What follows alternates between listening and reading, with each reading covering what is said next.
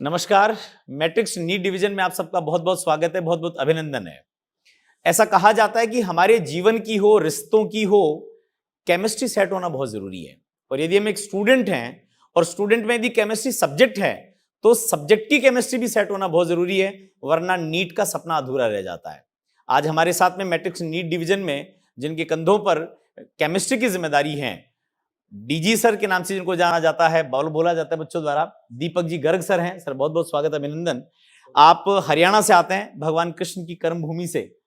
Sir आपका जो सफर रहा वो कैसा रहा? क्योंकि ऐसा माना जाता है कि 1 दशक से अधिक का आपके पास अनुभव है, जिसमें आपने अलग अलग प्रेस्टिजियस इंस्टीट्यूट्स में पढ़ाया है। तो कहां से यात्रा शुरू हुई, कहां तक पहुंची सर? सर बहुत बहुत धन्यवाद। मैं बताना चाहूंगा कि लर्निंग एंड टीचिंग यानी सीखना और सिखाना दो ऐसी चीजें हैं जो इंसान जीवन भर करता है। तो आईआईटी खड़गपुर से ग्रेजुएशन के बाद मैंने कुछ समय कॉरपोरेट में दिया, लेकिन अपने सब्जेक्ट में रुचि होने के कारण, उसको सीखने और सिखाने की लगन के कारण मैंने टीचिंग को फुल टाइम ज्वाइन किया। उसके बाद कलकत्ता, दिल्ली, जयपुर एनसी करके अच्छे संस्थानों में मैंने काम किया। बिल्कुल ठीक है सर। आपका सब्जेक्ट है केमिस्ट्री, और केमिस्ट्री थोड़ा सा मुश्किल विषय माना जाता है। कुछ याद करना पड़ता है, कुछ समझना और सीखना पड़ता है। कैसे इंश्योर करेंगे सर कि शेखावाटी में, जब आप दिल्ली, कलकत्ता, जयपुर होते हुए आज शेखावाटी में हैं, शेखावाटी के बच्चे जो हैं वो सपने देख रहे हैं डॉक्टर बनने का, तो ये हम कैसे इंश्योर करेंगे कि केमिस्ट्री से उनकी केमिस्ट्री बैठ जाएगी और डॉक्टर बनने का उनका सपना पूरा हो जाएगा? सर ऐसा रहता है कि अगर हम एक मेडिकल स्टूडेंट की बात करें तो केमिस्ट्री सब्जेक्ट के बिना वो बिल्कुल ऐसा है जैसे एक योद्धा रणभूमि में बिना अस्त्र शस्त्र के। और अगर मैं पुराने समय की बात करूं तो इनिशियल लेवल पे जो डॉक्टर थे वो अच्छे केमिस्ट हुआ करते थे, यानी उनको केमिकल कंपाउंड की अच्छी नॉलेज हुआ करती थी। उन्हें पता था कि ये कंपाउंड बॉडी में क्या क्या चेंजेस ला सकते हैं। तो बीइंग ए टीचर मैं ये चाहूंगा कि बच्चा इस सब्जेक्ट को बहुत अच्छे से समझे, और उसके लिए मैंने 3 इंपॉर्टेंट पॉइंट्स ध्यान में रखे हैं। सबसे पहला तो मैं चाहूंगा कि सब्जेक्ट को इजी बनाया जाए।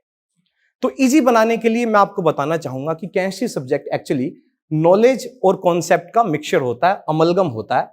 यानी आपको कुछ चीजें याद रखनी पड़ती है और कुछ चीजें समझनी पड़ती है।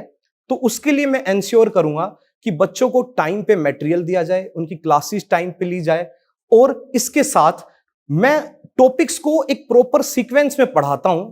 उसी सीक्वेंस में बच्चों को समझने में इजी लगता है।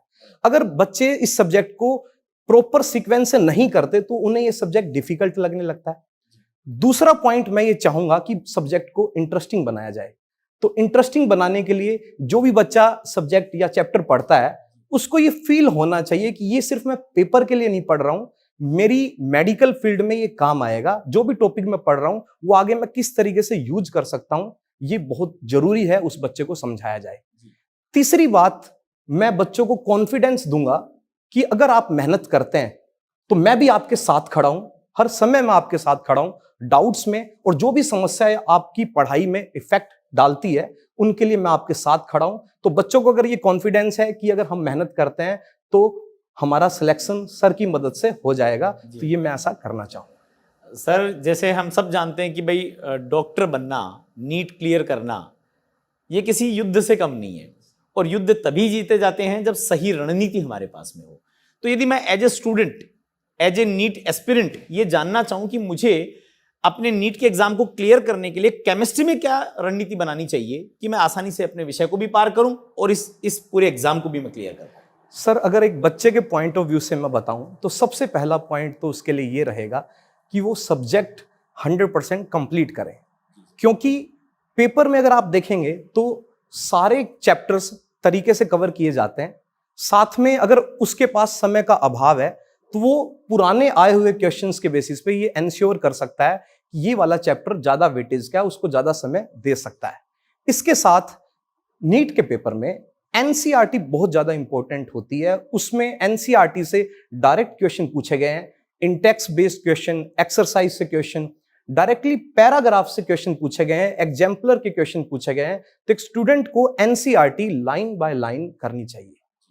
तीसरा पॉइंट एक स्टूडेंट के लिए रहता है कि जैसे मैंने अभी आपको बताया कि केमिस्ट्री में नॉलेज और कॉन्सेप्ट, यानी आपको कुछ चीजें याद रखनी पड़ती है, कुछ चीजें समझनी पड़ती है। तो वो उन चीजों को जो याद रखनी पड़ती है उनके शॉर्ट नोट्स बनाएं। क्योंकि बार बार वो उन चीजों को भूलता है, फिर एग्जाम में वो गलती करता है। तो शॉर्ट नोट्स बना के वो इन चीजों को ओवर द टाइम याद रख सकता है। एग्जाम्पल के लिए मैं अगर PCL5 का एक एग्जाम्पल लेते हैं जो बच्चों को समझ में आएगा। PCL5 का हाइब्रिडाइजेशन sp3d होता है, सभी बच्चे जानते हैं। लेकिन जब आप उसकी सॉलिड स्टेट, आयनिक स्टेट देखते हैं तो वो sp3 एंड sp3d2 दो आयन के फॉर्म में पाया जाता है, जो कि एक याद करने वाला पार्ट है। तो ये याद ही करना पड़ेगा। बिल्कुल बिल्कुल सर। और जो सबसे महत्वपूर्ण पॉइंट है बच्चों के लिए वो रहता है स्पीड। जो बच्चों के लिए स्पीड बहुत जरूरी है, क्योंकि नीट के पेपर में एक क्वेश्चन में लगभग 1 मिनट का समय बच्चे को मिलता है।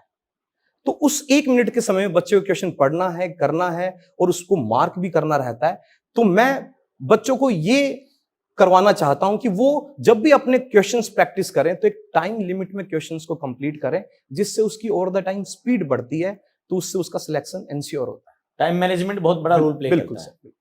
चलिए सर, आपके पास तो महानगरों का अनुभव है, देश के दिल दिल्ली का अनुभव भी है, हमारे राजस्थान के दिल राजस्थान का अनुभव भी है। आपका अनुभव हमारे शेखावाटी के बच्चों के लिए काम आए, उन बच्चों के जो सपने हैं डॉक्टर बनने के वो पूरे हों, और हम फिर से शेखावाटी की जो एक सर्वोत्तम शिक्षा की परंपरा है उसके भागीदार बन सकें, उसमें अपनी आहुति दे सकें। आपका बहुत बहुत अभिनंदन, बहुत बहुत स्वागत। आप सभी से भी यही अनुरोध कि आइए मिलकर के लड़ाई लड़ते हैं, नीट को क्लियर करते हैं और इतिहास रचते हैं। बहुत बहुत स्वागत।